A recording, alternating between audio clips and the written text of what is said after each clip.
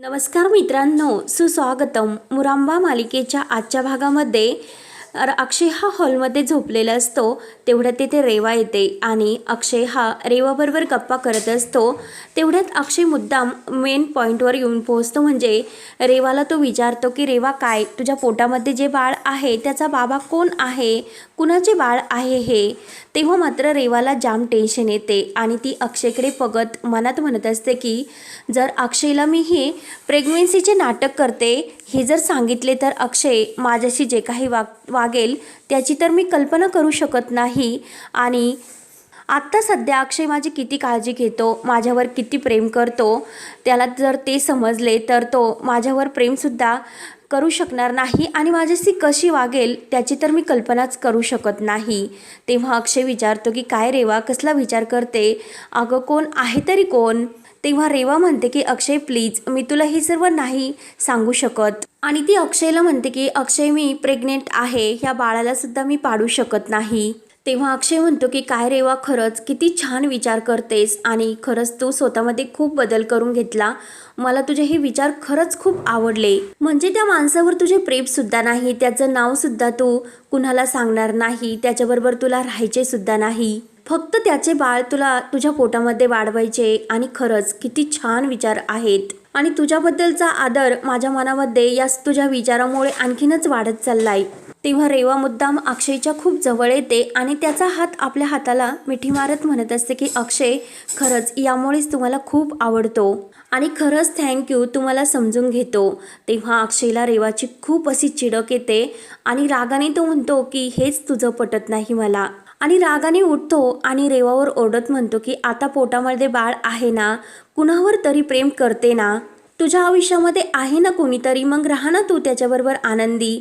तुला त्याचे नावसुद्धा मला सांगायचे नाही, कशाला मला चिटकतेस, माझं लग्न झालेलं आहे हे सुद्धा समजत नाही का तुला. आणि असे जवळ यायचे नाही, मी जे काही सांगतो ते खाली बसून ऐकायचे. म्हणून तो रेवाला हाताला धरतो आणि रागाने पुन्हा त्या खुर्चीवर बसवतो. रेवा ओरडत असते की अक्षय, अरे काय झाले, असा कसा वागतोस तू माझ्याबरोबर.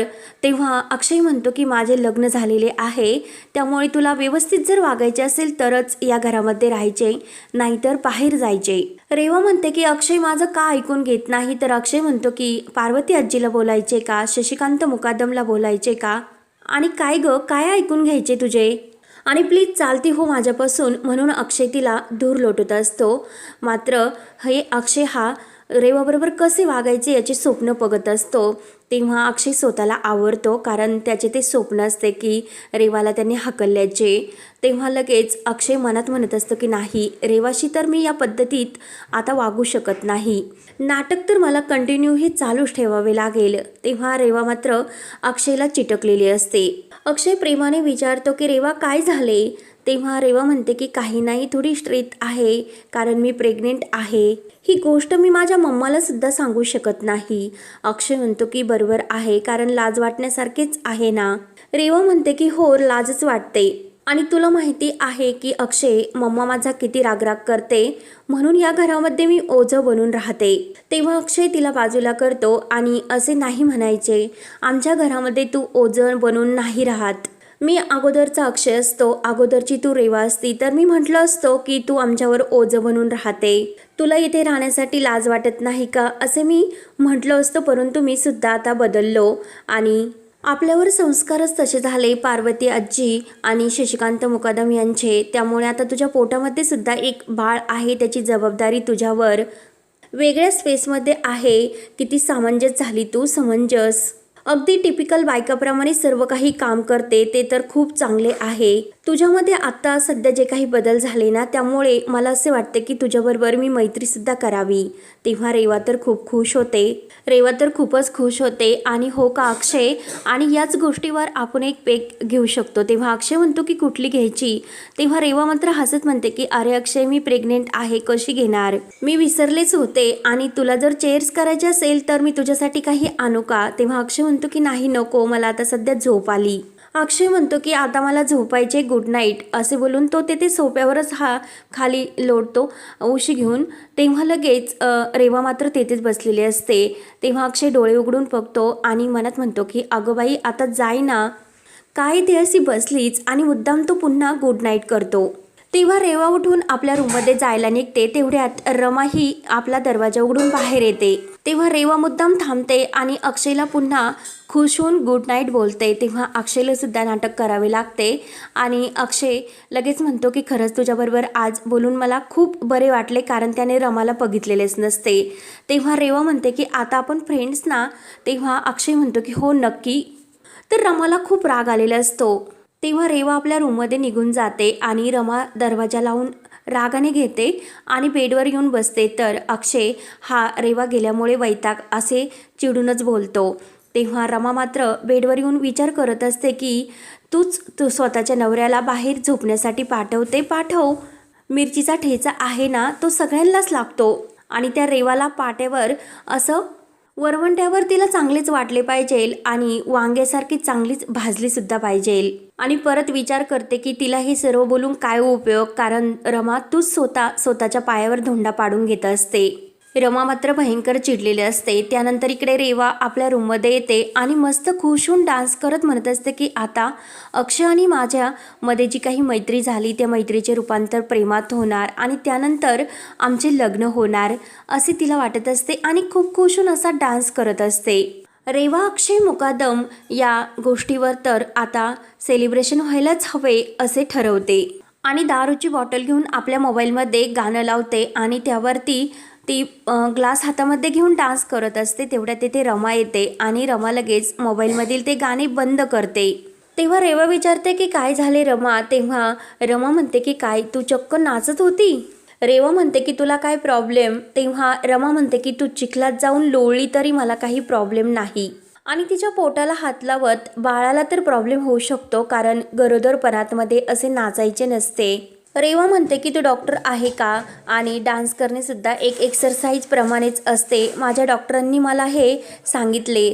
तेव्हा रमा म्हणते की तुझे डॉक्टर तर खूपच खुश आहेस. रमा म्हणते की हे औषध पिण्यासाठी सुद्धा तुला त्याच डॉक्टरांनी सांगितले का. रेवा म्हणते की डोंट वरी, तू जेव्हा प्रेग्नेंट राहशील ना तेव्हा मी तुला त्यांचा नंबर नक्की देईल, परंतु मला नाही वाटत की तू आयुष्यामध्ये कधी प्रेग्नेंट राहशील, कारण माझ्या इतकी नशिबान तू नाहीस. माझ्यासारखी आई होशील की नाही हे मी सांगू शकत नाही. तेव्हा रमा म्हणते की अगं तू आई होशील की का नाही हे मला माहिती नाही, परंतु एक बाई तर होऊन दाखव. रेवा विचारते की म्हणजे काय. तेव्हा लगेच रमा तिच्या हातातील तो ग्लास घेते आणि जगातली कुठलीच बाई ह्या अवस्थेत दारू पिऊ शकत नाही. तेव्हा रेवा म्हणते की म्हणजे मी प्रेग्नेंट होण्याचे नाटक करते का. रमा म्हणते की हो. रेवा म्हणते की तुझ्या होला कोण किंमत देणार. तेव्हा रमा म्हणते देणार ना, आणि ज्या दिवशी ना माझ्या होला किंमत मिळेल ना त्या दिवशी तुझी पळताभोवी होईल, त्यामुळे तू आत्ता तुझे दिवस असल्यामुळे जगून घे आणि ज्या दिवशी माझे दिवस सुरू होतील त्या दिवशी तुला जगायला वेळसुद्धा मिळणार नाही. तेव्हा रेवा म्हणते की तुझ्या या बोलण्याचा मला आता खूप कंटाळा आला, कारण मी प्रेग्नेंट आहे, घराबाहेर तर मला कोणीच काढू शकत नाही. तेव्हा रेवा पुन्हा तो ग्लास रमाच्या हातातून घेते आणि प्यायला लागते. तर रमा पुन्हा तो ग्लास धरते आणि रमा ती दारू खाली ओतत रेवाला म्हणत असते की तुझ्या या खोट्या प्रेग्नन्सीचे जे काही खोटे सत्य आहे ना ते मी आता सर्वांसमोर नक्की आणणार. आणि तो ग्लास फोडून ती काचा तेथेच फेकून देते. तेव्हा इकडे अक्षय बाहेर झोपलेला असतो आणि त्याचा तोल खाली जाणार तेवढ्यात रमा येते आणि त्याचं डोकंही सावरते. तेव्हा अक्षय म्हणतो की तू आहेस का. तेव्हा रमा म्हणते की हो, कोण लागत होते. आणि ती अक्षयला म्हणते की आतमध्ये झोपण्यासाठी चला. तेव्हा अक्षय म्हणतो की तुम्हाला हक्काने म्हणायला पाहिजे नव्हते की ही आपली हक्काची खोली आहे, आतमध्ये झोपण्यासाठी चला, तुम्ही माझ्या हक्काचे आहात. तेव्हा रमा म्हणते की मी कशी म्हणणार, कारण मी चिडले होते, तुम्ही माझी समजूत काढायला हवी होती. तुम्ही म्हणायला हवे होते की रमा मी आपल्या खोलीतून कुठेही बाहेर जाणार नाही, तुझ्यासोबत येतेच हक्काने झोपणार, पण तुम्ही नाही म्हणालात आणि तनतन करत हॉलमध्ये झोपण्यासाठी आलात. अक्षय म्हणतो की सर्वच कसे तुझ्या बाजूने, तुम्हाला का थांबवले नाही. आणि चेहऱ्यावर राग मात्र आणि मनात प्रेमाची भाषा. तेव्हा रमा हळूच म्हणते की मग कुणाकून करणार प्रेमाची अपेक्षा, आपल्या माणसाकडूनच ना. तर अक्षयला आणखीनच आनंद होतो. तेव्हा अक्षय मुद्दा म्हणतो की नवरा इतका बाहेर थकून आला तरीसुद्धा तू त्याला शांत झोपून का दिले नाहीस. तर लगेच रमा म्हणते की मग शांतच झोपायचे, इतरांशी गुलगुलू का गप्पा करायच्या. तर अक्षय म्हणतो की केव्हा आणि कधी आणि कुणाशी. तेव्हा रमा म्हणते की आत्ता मी सर्व काही ऐकले आणि काय बोलत होता तुम्ही तिच्याबरोबर? तेव्हा अक्षय म्हणतो की गुड नाईट. तेव्हा रमा म्हणते की इतकंच का? तर रमा म्हणते की फ्रेंड, बेस्ट फ्रेंड, तुझ्याशी बोलून मन खूप हलके झाले, इतकं सर्व काही ऐकले मी. तेव्हा अक्षय म्हणतो की रमा कशी आहेस ग? नवऱ्यावर अजून किती शंका घेणार? आणि तुझा भोपळा फिरण्यासाठी गेलात. तेव्हा रमा म्हणते की माझा भोपळा येथे जागेवरच आहे आणि आणि तुमचं येथे जागेवर बसून तुंतून उड्या मारतो. तेव्हा अक्षय बोलणार तोच रमा अक्षयच्या तोंडाला हात लावते आणि परत रोमांटिक होऊन अक्षयकडे बघत असते. अक्षय सुद्धा रोमांटिक होऊन रमाकडे. तेव्हा रमा पुन्हा भानावर येते आणि खरंच किती बोलता हो तुम्ही? तोंडाचा पट्टा कायम चालूच असतो, त्यामुळे आता शांत बसायचे, इतकं बोलायचं नाही आणि शांतपणे जाऊन झोपा. कुणाशी गुलगुल करण्याची काही एक गरज नाही. मी आहे ना, माझ्याशी बोलत जा. तेव्हा अक्षय मात्र रमाकडे बघतच असतो आणि तू जेव्हा असा हक्क दाखवत असते ना, तेव्हा रमा मला खरंच खूप आवडते. तेव्हा रमा ही अक्षयला आतमध्ये झोपण्यासाठी घेऊन जाते. त्यानंतर दुसऱ्या दिवशी सकाळी पार्वती आजी सर्वांना खाऊन घ्या म्हणून आवाज देत असते. तर अक्षय, रमा आणि सीमा हे सर्व तेथेच असतात. तर आभी म्हणतो की आज आरतीने सकाळी सकाळी ज्यूस म्हणजे पिऊन घेतला, ती सुद्धा आराम करते. आणि आनंदसुद्धा म्हणतो की जान्हवीला सुद्धा भूक नाही. तेवढ्यात लगेच मयुरी येते आणि तिने मुलाचा वेश घेतलेला असतो. तेव्हा तिला त्या वेशामध्ये बघून सर्वजण तिला हसू लागतात. सीमा म्हणते की काय हे सर्व? तेव्हा लगेच मयुरी हा मुलाच्या वेशात बोलत म्हणते की तुम्ही मला ओळखले नसेल, परंतु मी तुम्हाला सर्वांना ओळखतो आणि मला मयुरीबद्दल महत्त्वाचे बोलायचे होते, म्हणून मी इथे आल्याचे सांगतो. तेव्हा रमाकांत काका विचारतात की म्हणजे आमच्या मयुरीबद्दल तुम्ही बोलण्यासाठी इथे आलात आणि कोण तुम्ही आहात? तेव्हा मयुरी ही त्या मुलाच्या वेशात म्हणते की मी मयुरीचा बॉयफ्रेंड सपन. तेव्हा आनंदला लगेच चहा पिता पिता ठसका लागतो. तेव्हा सपन म्हणत असतो की माझं मयुरीवर खूप प्रेम आहे आणि मला तिच्याबरोबर लग्नसुद्धा करायचे. सर्वजण आश्चर्याच्या धक्क्यानेच त्या सपन म्हणजे मयुरीकडे बघू लागतात. तेव्हा सीमा म्हणते की मयुरी आता बाद झाले, काय चालले तुझे हे सर्व? तेव्हा लगेच ते मयुरी म्हणते की ओ काकू, मी तुम्हाला ओळखत नाही, मगाशी धरून तुमचे हे काय चालले? मी तुम्हाला काही मुलगी दिसतो का? तेव्हा रमाकांत काका म्हणतात की अगं तू मुलगीच आहे मयुरी. तेव्हा लगेच मयुरी म्हणते की एक दिवस मी मयुरीला या घरातून कायमचा घेऊन जाईल आणि या घरात तिची घुसमट होते हे मला समजते आणि तुम्ही मला स्वीकारणार नाही अशी मला वाटलेच होते. आणि रागाने मयुरी आपल्या रूममध्ये निघून जाते. तर रेवाला हसू येते. अभिला राग येत असतो आणि रेवा तू हसू नको असे रेवाला सांगतो. अक्षय हा अभिला विचारतो की ताई असे का वागते, हिचे नेमकं काय चालले? तेव्हा अभि म्हणतो की मला आरती आणि जान्हवी वहिनीने हे सर्व सांगितले होते की मयुरी पुरुषाचे कपडे घालून स्वतःशीच बोलते.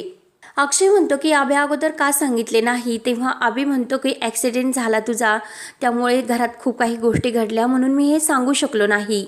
तर अक्षय भयंकर चिडतो. रेवाला मात्र हसू येत असते. सीमा म्हणते की रेवा येथे काही जोक वगैरे झालेला नाही, तो हसू नको. तेव्हा अक्षय म्हणतो की रेवा, माझ्या बहिणीचा ब्रेन इम्ब्लॉस झालेला आहे, त्यामुळे तू हसू वगैरे काही नको. तेव्हा सर्वांच्या कानावर पुन्हा मयुरीच्या रूममधून काहीतरी आवाज येतो आणि सर्वजण तिकडे बघू लागतात. तर हा भाग येतेच संपतो.